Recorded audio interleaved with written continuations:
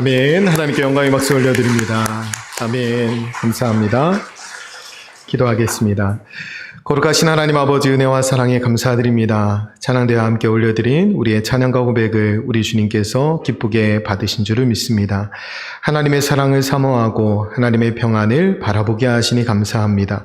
이 시간 거룩하신 하나님의 말씀을 통해 사랑과 평안을 누리게 하시고 선하신 하나님과 동행하는 저희들 되게 하여 주옵소서. 하나님의 사랑의 시선 아래에 살게 하시니 감사합니다. 하나님께 가까이 나아가는 이 예배 시간을 통하여 저희들 어느 곳에 있든지 주님만 바라보게 하시고 주님만 닮아가는 시간이 되게 하여 주옵소서. 빌립보서 말씀을 통해 우리 공동체에 복 주심을 감사합니다. 오늘 내려주신 은혜의 말씀 기대하오니 하나님의 사람들에게 충만한 말씀의 은혜를 더하여 주옵소서.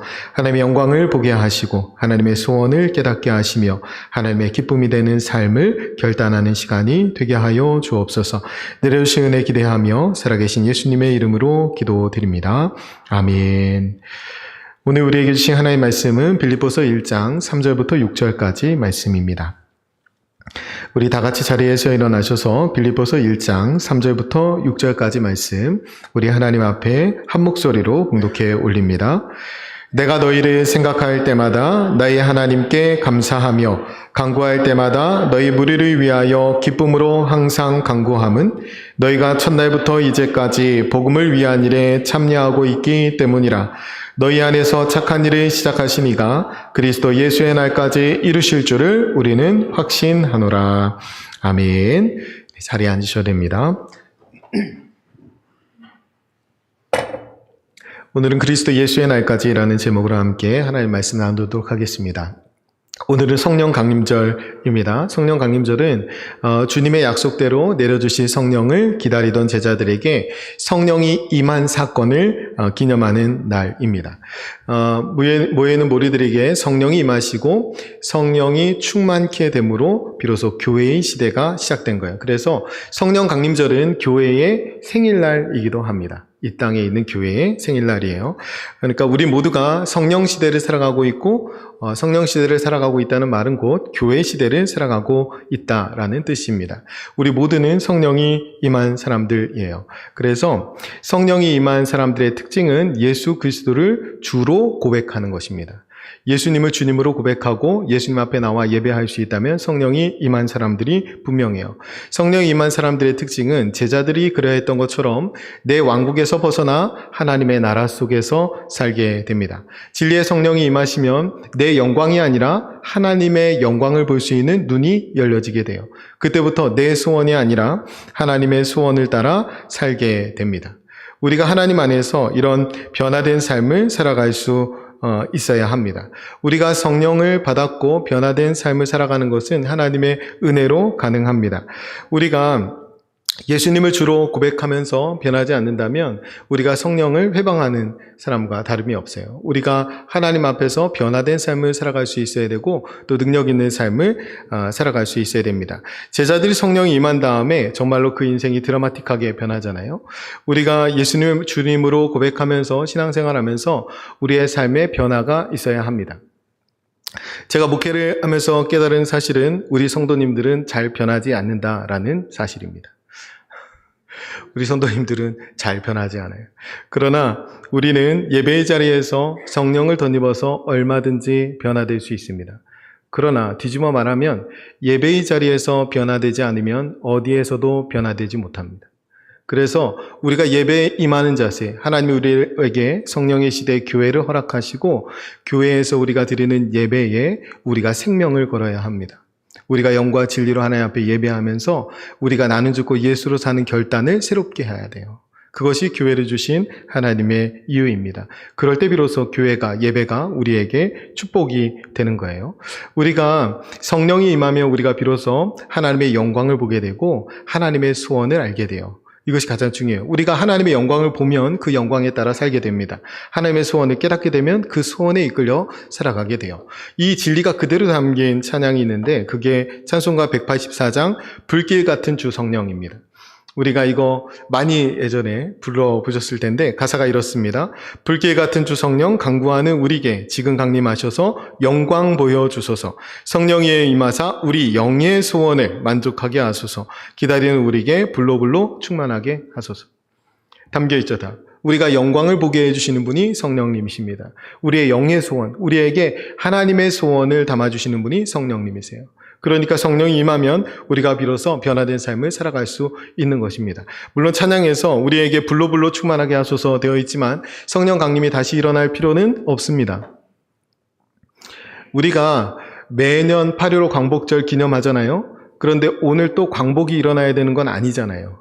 마찬가지로 성령이 임하시면서 교회 시대가 시작되었습니다. 우리에게 다시 이 불같이 오순절에 성령 강림이 일어날 필요는 없어요. 그러나 이미 임하신 성령을 우리가 누리고 성령 충만한 삶을 살아야 합니다. 우리 집사님이 기도를 너무 잘해 주셨는데 성령을 인격적으로 만나고 성령의 기름 부으심 아래 살아가야 돼요.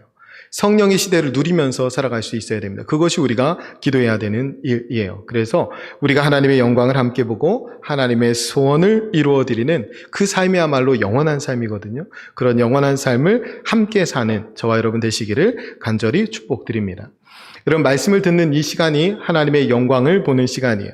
말씀을 듣는 이 시간이 하나님의 소원이 무엇인지 깨닫는 시간입니다. 이 시간에 진리의 성령께서 우리에게 친히 말씀해 주시고 우리를 그 영광 가운데로 이끌어 주실 줄을 믿습니다. 우리가 지난주 말씀을 잠깐 생각해보고 지나가면 사실 지난주 말씀이 서론과 같지만 대단히 중요한 말씀입니다. 그리스도 예수 안에서 이 말 속에 빌립보서 전체의 진리가 다 담겨 있다고 해도 과언이 아니에요. 바울은 감옥에서 편지를 쓰는 것이 아니라 그리스도 예수 안에서 편지를 쓰고 있기 때문에 옥중서신이었지만 기쁨의 서신을 쓸 수 있었던 거예요. 그리고 바울이 당당하게 빌립보 교인들에게 명령하고 권면할 수 있는 이유는 뭐냐면 그들이 그리스도 예수 안에서 성도가 되었기 때문에 그렇습니다. 그래서 첫 번째로 말씀드렸는데요. 우리는 바울이 누렸던 그리스도 예수 안에서 누리는 근원적인 기쁨을 회복해야 됩니다. 이 근원적인 기쁨이 있을 때 우리는 비로소 능력 있는 삶을 살아갈 수 있어요. 이게 첫 번째입니다. 두 번째로 그리스도 예수 안에서 우리는 성도가 되었어요. 그러니까 그리스도 예수 안에 있는 성도답게 살아야 합니다. 우리가 어떤 일을 하든 어디에 있든 성도다운 삶을 살아가면 그곳은 새로워지게 되어 있어요. 우리는 그곳에서 빛과 소금의 역할을 감당해야 되는 의무를 가지고 있습니다. 그것이 그리스도 예수 안에서 성도답게 사는 삶입니다. 세 번째로 그리스도 예수 안에서라는 의미는 크게 두 가지 의미가 있어요. 우리가 주님 안에 있다는 사실, 주님이 우리에게 너무나 가까이 계시다는 사실. 바울이 감옥 안에 갇혀 있지만 그보다 훨씬 더 가까이 계신 전부라는 찬양에 내 감은 눈 안에 이미 들어와 계신 주님, 이런 가사가 있어요. 눈을 감아도 주님이, 어쩌면 앞이 보이지 않는 캄캄한 상황 우리가 만나더라도 그보다 더 가까이 친밀하게 오셔서 우리를 안아주시고 보호해주시고 인도해주시는 하나님, 그 의미가 그리스도 예수 안에서입니다. 또 하나의 의미는 우리가 예수님 안에 있다라는 그 의미에서 예수님은 작은 분이 아니라 어마어마하게 크신 분이라는 거예요. 우주보다도 크신 주님, 온 우주를 붙들고 계신 하나님이십니다. 그 엄청나게 크신 하나님 안에 있기 때문에 자연스럽게 흘러나오는 덕목이 은혜와 평강입니다. 여러분, 다 가진 사람이 베푸는 것이 은혜예요. 다 가진 사람이 누리는 것이 평강입니다. 그래서 이 은혜와 평강은 우리가 구하는 게 아니에요. 예수 그리스도 안에 있으면 주어지는 것입니다. 그래서 바울은 모든 편지의 머릿말에 이것을 이야기해요. 너희에게 은혜와 평강이 있을지어다. 있는 거예요. 왜? 예수 그리스도 안에 있으면 은혜와 평강은 주어지는 것입니다. 우리가 그리스도 안에서 이 근원적인 기쁨을 누리고 예수 그리스도가 주시는 은혜와 평강이 있는 삶을 사시는 저와 여러분 되시기를 간절히 축원드립니다. 오늘은 그리스도 예수의 날까지입니다. 오늘 제목이, 우리가 길지 않으니까 3절부터 6절까지 말씀을 한 번 더 같이 읽을까요? 우리 3절부터 6절까지 같이 있습니다. 내가 너희를 생각할 때마다 나의 하나님께 감사하며 간구할 때마다 너희 무리를 위하여 기쁨으로 항상 간구함은 너희가 첫날부터 이제까지 복음을 위한 일에 참여하고 있기 때문이라. 너희 안에서 착한 일을 시작하신 이가 그리스도 예수의 날까지 이루실 줄을 우리는 확신하노라. 아멘. 우리가 이거 100번 정도, 104번 정도 읽으면 좋겠다고 말씀드렸는데 여러분이 그 착한 일을 시작했다면 하나님이 그 일을 완성해 주실 줄 믿습니다. 여러분, 빌립보서가 4장밖에 되지 않는데 설교하는 동안에, 함께 말씀을 나눈 동안에 여러분들이 빌립보서에 좀 더 친숙해 주셨으면 좋겠고, 이 말씀 속에서 하나님의 진리를 정말로 여러분이 영혼에 새기는 그런 은혜가 있으셨으면 좋겠습니다. 바울이 1, 2절에 인사말을 마치고 그 다음에 3절부터 본격적인 편지의 이야기가 시작되는 거예요. 본론으로 들어가는 겁니다. 근데 바울이 이 편지에 인사를 마친 바울은 편지의 첫 마디를 감사로 시작합니다. 감옥에 갇혀있는 바울은 상황적으로, 외형적으로는 전혀 감사할 만한 상황이 아니죠. 그가 유일하게 할 수 있는 건 편지 쓰는 것밖에 없어요. 그런데도 감사로 편지를 시작하고 있습니다. 왜 그러냐면 신앙의 태도, 그의 삶의 태도가 범사에 감사하는 것이기 때문에 그래요. 그의 삶의 태도가. 여러분, 감사하는 태도를 갖는 훈련이 필요해요. 저는 이 훈련이 예배의 자리라고 생각합니다. 하나님께서 감사로 제사하는 자가 나를 영화롭게 할 것이다 라고 말씀하셨어요. 그러니까 이 자리는 우리가 예수 그리스도로 말미암아 감사하는 자리예요. 감사하면서 우리가 감사하는 태도를 훈련하는 자리입니다. 우리가 매사에 밝고 긍정적이고 친절하기 위해서 노력하셔야 돼요. 그러니까 교회에 오실 때 표정 관리를 하고 오셔야 됩니다. 갑자기 어색해지는 표정들이 있는데 여러분, 우리가 매사에 밝고 친절해야 돼요. 그거 훈련이 돼야 됩니다. 이게 태도가 돼야 돼요. 부정적인 말보다는 긍정적인 말을 하기 위해서 노력해야 됩니다. 우리가 주의 첫날에 주님 앞에 나와 예배하는 거예요. 이번 한 주가 오늘 예배로 결정됩니다. 이 예배의 자리에서 여러분의 표정이 바뀌어야 돼요. 여기서 새로워져야 됩니다. 예배의 자리에서 새로워지지 못하고 예배의 자리에서 내 사고가 변화되지 않고 내 한 주가 하나님 앞에서 복되고 기쁨이 될 거라고 기대하는 것은 그건 어리석은 생각이에요. 오늘 우리가 하나님을 제일 가깝게 만납니다. 그래서 제가 제일 좋은 시간은 여러분이 예배드리고 밥 먹는 시간이에요. 그때 여러분이 표정도 제일 좋고 은혜도 제일 충만한 것 같아요. 근데 우리가 하나님 앞에 나올 때, 예배할 때 우리 마음을 그렇게 준비하고 나오셔야 돼요. 마음을 준비하고 하나님 앞에 나오셔야 됩니다. 오늘 새벽에 사울과 다윗을 비교해서 말씀드렸는데 사울이 죽고 사울이 왕조가 끝나고 다윗 왕조가 시작됩니다. 사울과 다윗의 가장 큰 차이는 사울은 하나님께 여쭙지 않고 신접한 여인에게 갔어요. 다윗은 하나님께 여쭈었고 그 가장 큰 차이가 뭔지 아세요? 사울은 죄를 지은 순간 하나님 앞에 나가지 않았습니다. 다윗은요. 죄로 하면 다윗이 더 많이 지었을 거예요. 그런데 다윗은 십계명에 사람과의 지면 안 되는 죄 다 저질렀어요. 5계명부터 10계명까지. 그런 다윗은 하나님 앞에 나아가서 눈물로 침상을 띄었어요. 이게 차이예요. 여러분, 우리가 한 주간에 어떠한 삶을 사셨든지 오늘 예배의 자리에서는 하나님을 만나셔야 됩니다. 여러분 스스로 죄 가운데 있으면 여러분이 쪼그라들면 안 돼요. 우리는 죄를 지으면 하나님이 쪼그라들어요. 내가 죄를 많이 짓잖아요. 내 안에 죄가 충만하잖아요. 그럼 하나님 크신 분이면 안 돼요. 하나님 조금 해야지. 보면 안 되죠. 아담과 하와가 숨어버리잖아요. 하나님 못 찾을 줄 알고. 하나님을 얼마나 작게 여기면, 하나님 없인 여기면 그렇게 숨어버립니까? 우리가 죄가 작아져야 하나님이 커지는 거예요. 하나님이 능력이 있어지고 전능해지는 겁니다. 오늘 예배의 자리에서 그것을 해결하셔야 돼요. 한 주간의 삶이 어떠했든지 우리 하나님 앞에 나와서 담대하게 예수 그리스도로 말미암아 성소에 들어갈 담력을 얻었습니다. 오늘 십자가 바라보고 회복되면 돼요. 성령의 충만함을 다시 덧입으면 됩니다. 여러분 태도에 따라서 인생이 달라진다고 그래요. 여러분 재능이나 소유나 가지고 있는 지위로 인생이 달라지는 것이 아니라 삶의 태도로 달라진다고 합니다. 우리가 태도를 훈련해야 돼요. 예배자다운 태도를 훈련해야 오늘 제대로 예배를 드려야 한 주 동안에 예배자로 살 거 아닙니까? 그러니까 오늘 우리가 나는 죽고 예수로 사는 결단을 예수님 앞에 제대로 하셔야 돼요. 예배에 정말로 최선을 다하셔야 됩니다. 지금 바울이 빌립보 교인들을 생각할 때마다 감사하고 간구할 때마다 기뻐할 수 있었던 이유는 빌립보 교회가 첫날부터 이제까지 복음을 위한 일에 참여하고 있기 때문에 그래요. 여러분 복음으로 감사하고 복음으로 기뻐하고 있어요. 우리 역시도 그래야 됩니다. 우리도 복음으로 감사하고 복음으로 기뻐할 수 있어야 돼요. 빌립보서를 통해서 우리의 감사의 수준과 기쁨의 수준이 달라져야 합니다.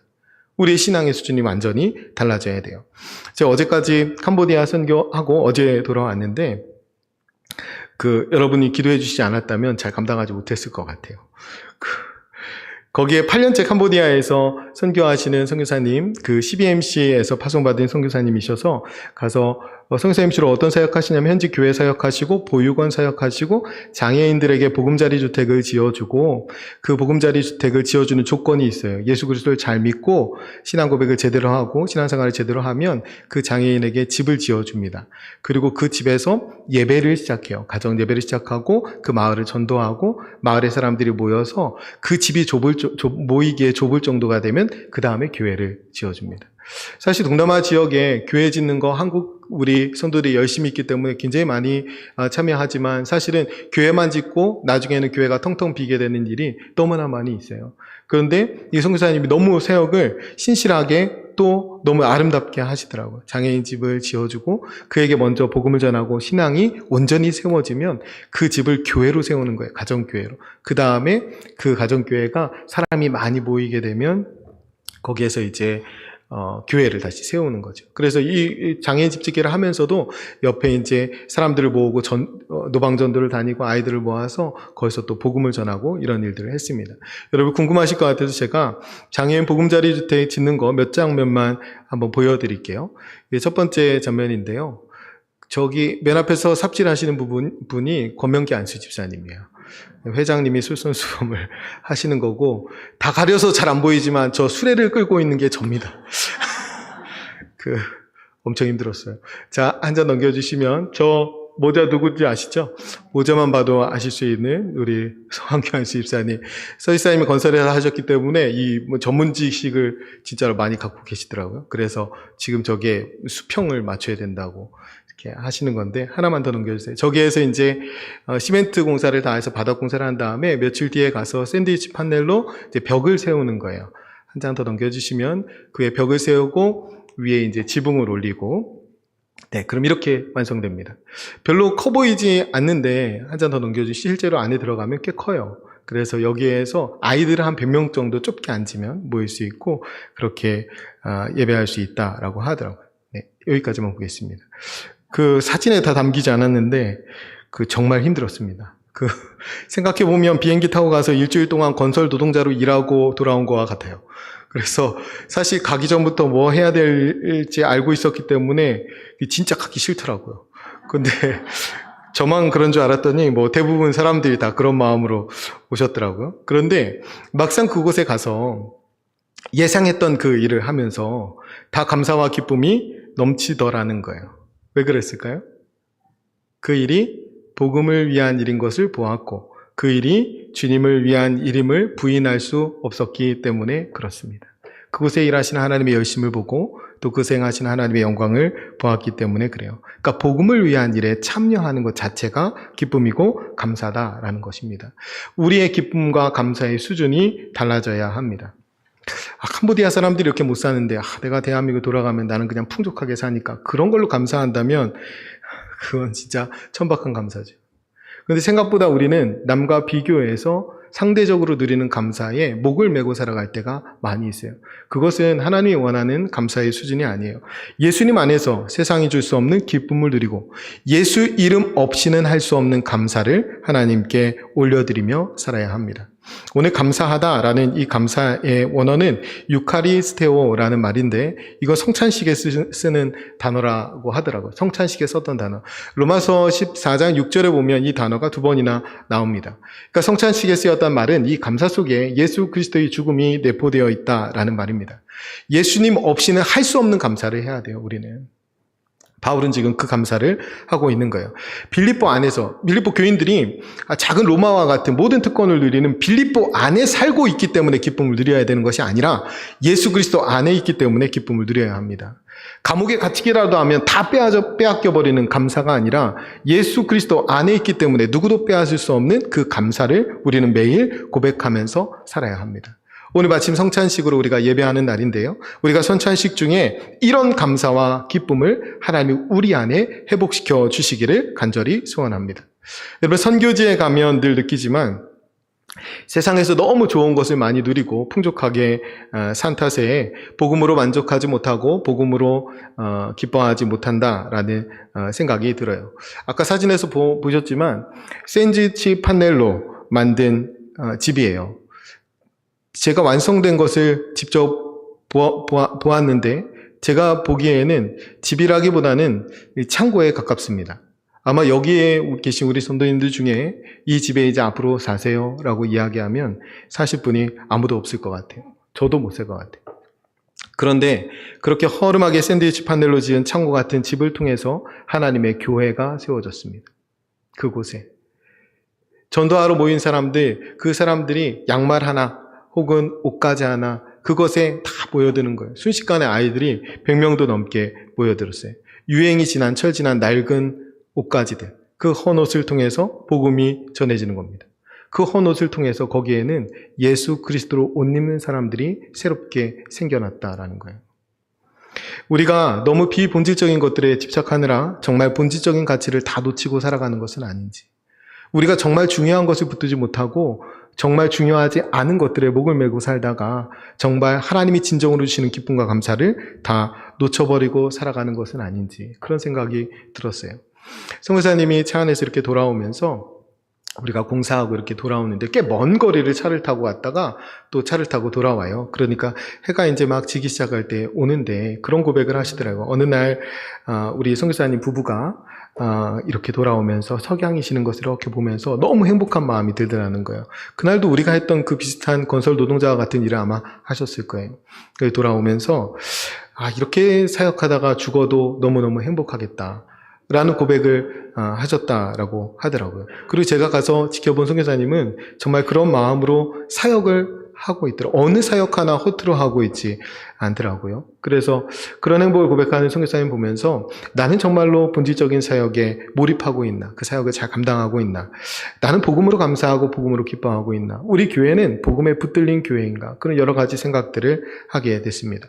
그때 선교사님이 그 고백을 하면서 부부가 이 찬양을 했어요. 찬양의 제목이 아무도 예배하지 않는 이거더라고요.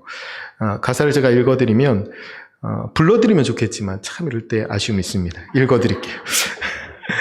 아무도 예배하지 않는 그곳에서 주를 예배하리라. 아무도 찬양하지 않는 그곳에서 나 주를 찬양하리라.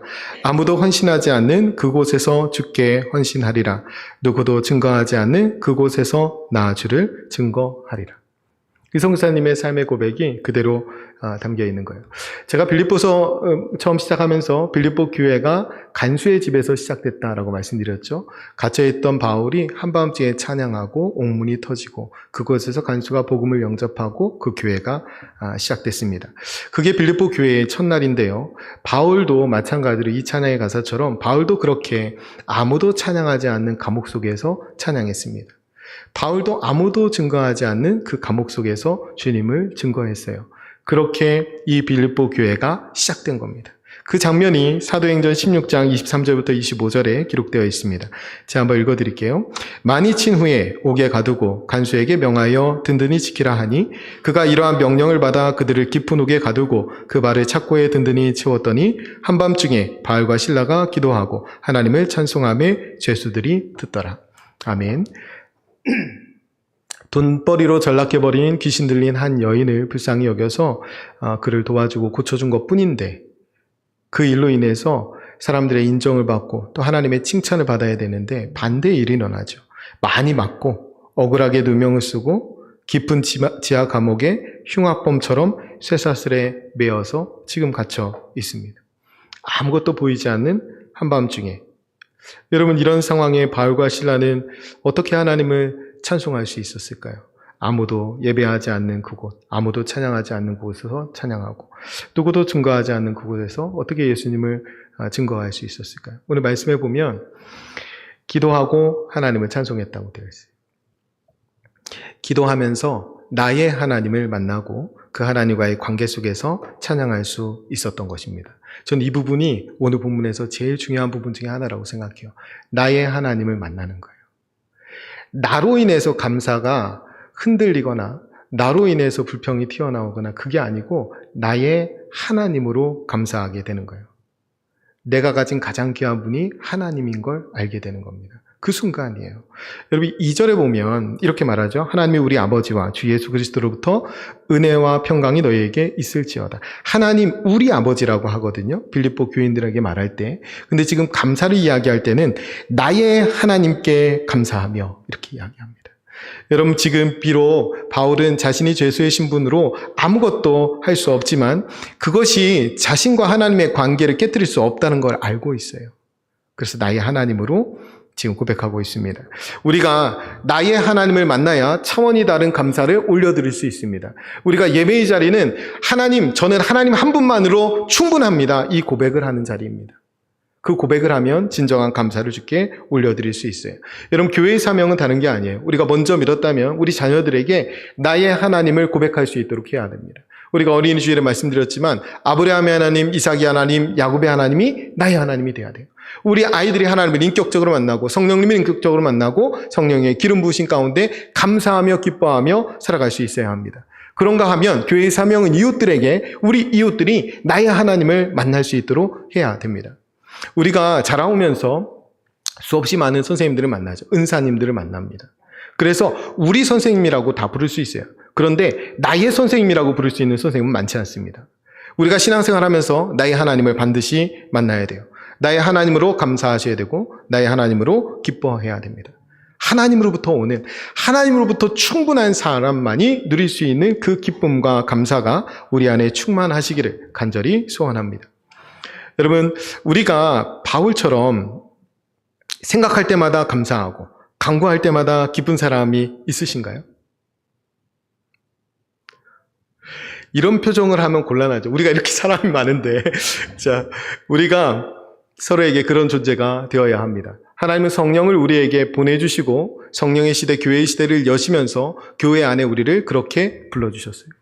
우리는 하나님 안에서 구원으로 감사하고 하나님께 쓰임받는 것이 최고의 복인 줄 알고 그것으로 기뻐하는 사람들 되어야 합니다. 그러한 진정한 감사와 기쁨으로 서로를 위해 기도할 수 있는, 중보기도할 수 있는 그런 존재들이 되어야 합니다. 우리 6절 말씀 한번 같이 읽겠습니다. 같이 읽습니다. 너희 안에 착한 일을 시작하신 이가 그리스도 예수의 날까지 이루실 줄을 우리는 확신하노라. 아멘. 여기에서 말씀하신 착한 일은 빌립보 교회를 시작하신 일이에요. 그러니까 빌립보 사람들을 구원하신 일이죠. 예수 그리스도를 통해 구속하시고 이 빌립보 교회의 머리가 예수 그리스도가 되신 날, 이 날이 착한 일을 시작하신 날입니다. 이 착한 일을 하나님께서 반드시 완성하신다는 거예요. 로마서 8장 28절에 모든 것이 합력하여 선을 이룬다라고 되어 있습니다. 하나님 그렇게 약속해 주셨어요. 그 선은 내가 좋은 거 해주신다는 말 아니에요. 모든 것을 합력하여 선한 일, 착한 일, 구원을 이루어 가신다는 거예요. 내 손이 범죄하면 손을 찍어버리고 오라고 하신 분이 주님이십니다. 나에게 좋은 게 아니에요. 내 마음에 들지 않는 상황이 있더라도 하나님은 그렇게 나를 연단해서라도 구원에 이끌어 가신다는 거예요. 그렇게 구원을 완성해 가신다는 거예요. 바울은 그 믿음을 고백하고 있습니다. 그런데 지금 바울이 이 편지의 첫머리에서 놀라운 고백은 뭐냐면 바울은 지금 이 빌립보 교회를 자기가 시작했다고 하지 않고 있어요. 여러분, 제가 순교지에 가거나 간증하시는 분들 늘 관찰하는 것이 있어요. 주어가 뭔가. 정말로 제대로 선교하시는 분들은 다 하나님이라고 그래요. 하나님이 이렇게 인도하셨고, 하나님이 이런 상황을 주셨고, 하나님이 이렇게 이끌어 주셨고, 하나님 영광 받으셨다 그래요. 그런데 정말 제대로 생각하지 못하는 분들은 다 내가 했다고 그래요. 내가 이것도 하고, 내가 저것도 하고. 바울도 마찬가지예요. 바울 지금 하나님이 이 교회를 세웠다고 하잖아요. 시작하셨다고. 바울이 시작했다고 안 해요. 바울이 지금 자기가 매질당하고 투옥당하고 고난당한 거 구구절절하게 이야기하지 않습니다. 얼마나 많이 맞았는지, 얼마나 많이 외로웠는지, 얼마나 많이 고통스러웠는지 그거 이야기하지 않아요. 하나님이 시작하셨다. 이게 끝이에요. 마게도냐로 바울의 걸음을 이곳으로 인도하신 분이 하나님이시. 그리고 그 신접한 여인이 계속 와가지고 그들을 방해해서 결국에는 귀신을 쫓아내는 그 일도 바울이 원해서 한 일 아니에요. 그 모든 일들 하나님이 이끌어 오신 것 바울이 고백하는 겁니다. 바울이 지금 그 초점을 자기에게 두지 않고 하나님께 두고 있다는 거예요. 이것이 중요한 지점입니다. 우리가 오늘 찬양대가 주만 바라볼지라 찬양했잖아요. 어떤 상황에도 어디에 있든지 주님만 바라보셔야 돼요. 그것이 우리의 신앙의 근본입니다. 이 빌립보 교회를 시작하신 하나님께서, 시작하신 분이 하나님이시니까 그리스도 예수의 날까지 그 하나님이 완성하실 거라는 거예요. 자기는 감옥에 갇혀 있어서 혹 거기서 사형을 당하고 죽게 되더라도 하나님께서는 이 빌립보 교회를 끝까지 이끌어 가실 것을 바울은 지금 확신하고 있는 겁니다. 그 확신을 빌립보 교인들에게 말하고 있는 거예요. 하나님께서는 영광 중에 시작하신 일을 마침내 완성하시는 분입니다. 요한계시록에 말씀하죠. 나는 알파와 오메가의 하나님이다. 난 시작한 것을 완성하는 하나님이다. 이 말씀이에요. 그러니까 우리는 그 완성하시는 하나님의 일에 참여하는 것만으로도 감사와 기쁨이 충만할 수 있습니다. 제가 한 25년 만에 삽질을 했어요. 그 자갈을. 저는 진짜 깜짝 놀랐어요. 갔는데 자갈이 이렇게 산처럼 쌓여 있는데 제가 바보 같은 생각을 잠깐 했어요. 레미콘의 차는 어떻게 들어오지? 이런 생각을 했어요. 그 차가 들어오지 않더라고. 그 자갈을 다 이거 삽으로 날르고 모래를 다 삽으로 날라야 되는 거예요. 그래서 처음에 저거 설마 삽으로 옮기지는 않겠지? 생각했는데 모두가 당연하게 삽질을 시작하더라고요. 제가 다시 간다면 진짜 근데 제가 솔직히 말씀드리면 하나도 기쁘지 않더라고. 삽질하는데 너무 그 당시 시작하는 데는 이걸 내가 얼마나 더 해야 되지? 이런 생각이 들어서 교대하는데도 쉽지 않더라고. 근데 제가 다시 간다면 이번보다 훨씬 더 기쁘게 삽질을 할 수 있을 것 같아요. 왜 그러냐면 제가 완성된 보금자리 주택을 보았기 때문에 그렇습니다. 거기에서 제가 좀 감동을 받기도 하고 좀 놀랐던 점은 거기에 이제 목사님이 현지 교인들, 집사님들, 이시죠. 그분들하고 같이 일을 하고 목사님 아들, 딱 저희 아들하고 같은 나이에요. 중3. 하는데 쉬지를 않는 거예요. 저는 이제 나름 제가 요령을 잘 피웁니다. 그래가지고 이렇게 잘 적재를 하고 있는데 이 아이는 온몸이 땀으로 이 옷이 다 젖었는데도 쉬질 않는 거예요. 처음부터 끝까지. 그런데 그 아이만 그런 것이 아니라 그 교인들 전부가 그래요. 그런데 저도 다시 가면 그렇게 할 수 있을 것 같아요. 다시 갈진 모르겠어요. 그런데 왜 그러냐면 그 사람들은 이미 그게 55번째 집이거든요. 그러니까 그 보금자리 주택이 완성되고, 그 다음에 그 주택이 교회가 되고, 그 사람들의 영혼이 구원받는 것, 그리고 그곳에서 그 장애인들이 얼마나 편안하게 사는 거, 그거 다 지켜본 사람들이에요. 그러니까 완성될 것을 보았다고요. 그러니까 시작이 두렵지 않다고. 시작이 힘들지 않고 부분이 어렵지 않은 거예요. 우리가 영광 가운데 하나님이 완성하실 그 그림이 희미해지면 현실이 어려워집니다. 이스라엘 백성들을 하나님이 출애굽시키셨어요. 광야를 지나가고 있죠. 그들이 광야에서 끝납니까? 하나님의 계획이 광야에서 끝나는 게 아니었어요. 물론 그들은 불평하다 끝나는 사람들이 생겼죠. 그들이 바라봐야 될 것은 하나님이 약속하신 가나안 땅을 바라봐야 됐어요. 직선거리로 하면 열흘이면 갔을 겁니다. 40년을 거기서 돌죠. 그들이 광야에서 불평이 터져 나온 것은 완성돼 그 약속의 땅을 바라보지 못했기 때문에 그렇습니다. 여러분, 그리스도 예수의 날은 하나님의 완성을 바라보는 거예요. 하나님이 완성하실 것을 바라보는 것, 그것이 현실을 이기는 능력입니다. 나의 하나님이 그리스도 예수의 날에 완성하실 그 하나님의 나라를 바라보며 하루하루 소망 가운데 살아가는 것이 그리스도인의 능력입니다. 이 능력이 있기 때문에 세상이 우리를 감당치 못하는 거예요. 우리가 성령 충만, 앞서 말씀드린 것처럼 정말 성령 충만한 삶을 산다면 하나님의 영광을 보게 되어 있습니다. 정말 성령 충만한 삶을 살아간다면 하나님의 소원을 품게 되어 있어요. 내 영광이 아니라 하나님의 영광 위에 살게 되고 내 소원이 아니라 하나님의 소원을 바라보며 살게 됩니다. 그래서 삶이 완전히 달라지는 거예요. 내가 그 부분을 담당하는 것만으로도 너무나 영광된 일이죠. 바울이 고린도후서 4장 18절에 이렇게 고백합니다. 우리가 주목하는 것은 보이는 것이 아니요 보이지 않는 것이니 보이는 것은 잠깐이요 보이지 않는 것은 영원함이라. 아멘. 바울과 같은 이런 고백과 이런 신앙이 있어야 돼요. 제가 여러분 이거 이해하기 쉽게 말씀드리면 보이는 자갈더미는 잠깐이요 보이지 않는 그 집이 곧 완성된다. 우리는 완성될 그 나라, 하나님의 나라를 바라보면서 그 나라를 향해 나아갈 수 있어야 합니다. 우리 옆에 사람하고 한번 인사합시다. 이렇게 인사할게요. 하나님이 하십니다.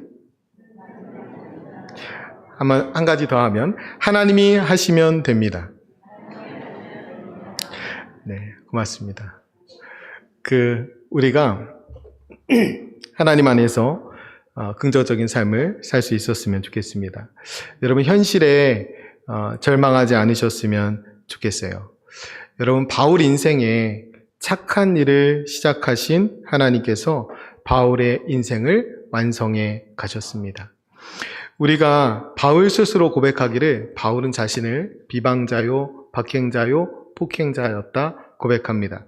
그 고백이 그냥 말뿐인 고백이 아니라 바울은 진짜 그랬어요. 바울은 진짜 비방자였고 박해자였고 폭행자였고 살인자였습니다. 그래서 바울이 스스로를 죄인 중에 괴수였다라고 고백하는 거예요. 바울이 열심히 한 것은 그리스도인이 되기 이전에 바울이 열심히 한 것은 예수 믿는 사람 잡아 죽인 일밖에 없어요. 그런 사울을 하나님께서 그에게 착한 일을 시작하셔서 위대한 사도로 바꾸시고 그를 통해서 전 유럽을 복음화시켰을 뿐만 아니라 그의 입을 통해서 그의 손을 통해서 나온 모든 글들이 성경이 되게 하셨습니다. 그것이 하나님의 완성하시는 역사예요. 지금 바울은 좋은 상황에 있는 빌립보 교회에 편지 쓰는 거 아닙니다. 빌립보 교회는 갈등과 분열 가운데 있어요. 그런데 바울은 지금 여전히 기뻐하고 여전히 감사하고 여전히 긍정하는 이유는 나의 하나님이 시작하신 일을 완성하실 것이기 때문에 그렇습니다. 우리는 하나님으로 감사하고 하나님으로 기뻐하고 하나님으로 긍정하면서 살 수 있어야 합니다. 하나님이 하십니다. 하나님이 하시면 다 됩니다. 이 하나님을 잘 믿는 저와 여러분이 되셨으면 좋겠습니다. 여러분, 하나님 잘 믿으면 삶의 태도는 달라지게 되어 있어요. 하나님을 잘 믿음으로. 우리가 믿는다는 것은 쉽게 말씀드리면 믿는 구석이 있는 거예요, 우리는. 그럼 좀 달라야죠. 당당해지고 감사하고 기뻐하고 긍정하면서 살아가는 저 여러분 되시기를 간절히 축원드립니다. 우리 결단하면서 같이 기도합시다. 그리스도 예수 안에서 복음으로 감사하고 복음으로 기뻐하게 해 주옵소서. 우리의 감사와 기쁨의 수준이 달라지게 해 주옵소서. 하나님께서 착한 일을 시작하신 교회를 위해 항상 기쁨으로 간구하게 해 주옵소서.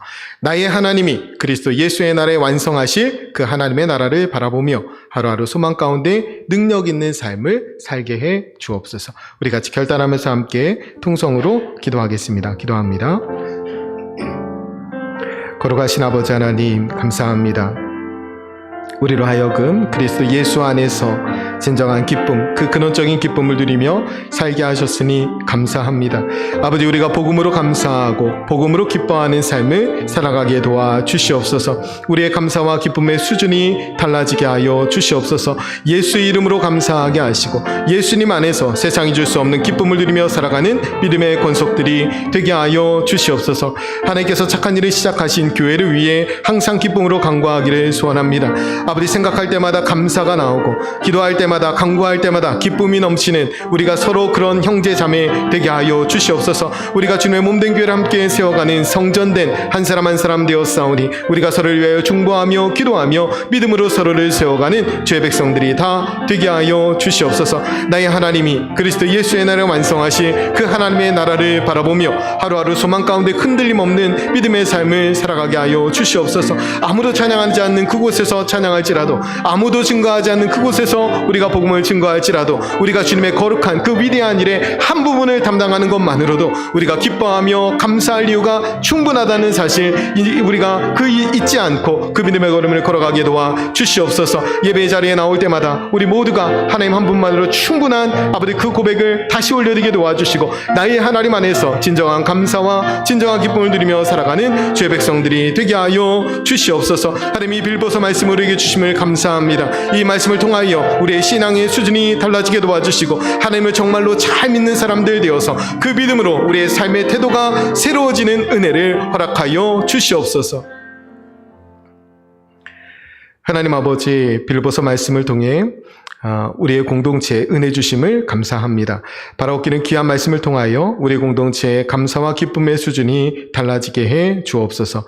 예수 이름 없이는 할 수 없는 진정한 감사가 우리의 삶에 가득하게 해 주옵소서. 복음을 위한 일에 참여하고 있음을 기쁨으로 여기게 해 주옵소서. 우리 안에 착한 일을 시작하신 하나님께서 그리스도 예수의 날까지 이루실 줄을 믿습니다.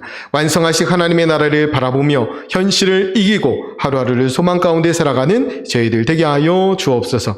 우리 공동체에 행하실 놀라운 주님의 일들을 기대하며 살아계신 예수님의 이름으로 기도드립니다.